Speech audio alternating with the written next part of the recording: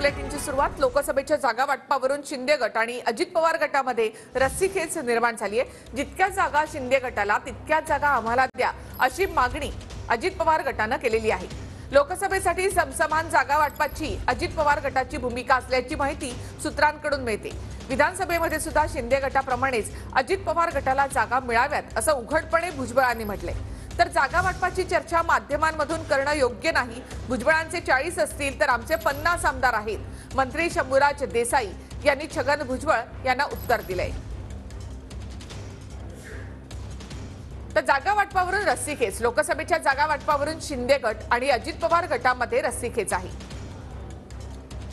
जितक्या जागा शिंदे गटाला तितक्याच जागा आम्हाला द्या अजित पवार गटाची ही भूमिका असल्याची माहिती सूत्रांकडून मिळते। सध्या अजित पवार गटाचे 4 खासदार आहेत तर शिंदे गटाचे 13 खासदार आहेत। जानेवारीमध्ये शहांच्या उपस्थितीमध्ये जागा वाटपावर आणि अजित पवार यांची बैठक होणार असल्याची माहिती मिळते। विधानसभेतही समसमान जागा वाटपासाठी अजित पवार गट आग्रही असेल।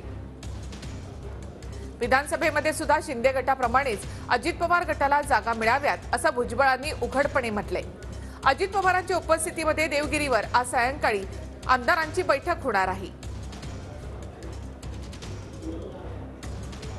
आहेत की अजित पवार जे आहेत ते आमच्या पक्षाचे प्रमुख आहेत काय, आणि त्यामुळे जे आहेत या जागांच्या वाटपामध्ये जे आहे त्यांनी त्यांचं मत मांडलेलं आहे। आणि जवळपास जेवढे शिंदे गटाचे आमदार आलेले आहेत तेवढेच जवळपास अजितदादा पवार गटाचे सुद्धा आमचे सुद्धा आमदार आलेले आहेत।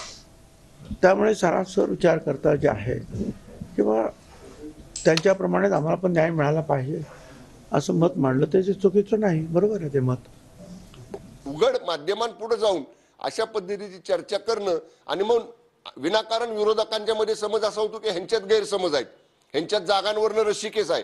आमच्यात बिलकुल रस्सीखेच नाही। आमचं एकच तत्व आहे, महाराष्ट्रामधनं 45 खासदार माननीय मोदी साहेबांना पंतप्रधान करण्यासाठी महाराष्ट्रातल्या महायुतीचे 45 खासदार दिल्लीला पाठवायचे हे आमचं धोरण आहे आणि ते आम्ही यशस्वी करू।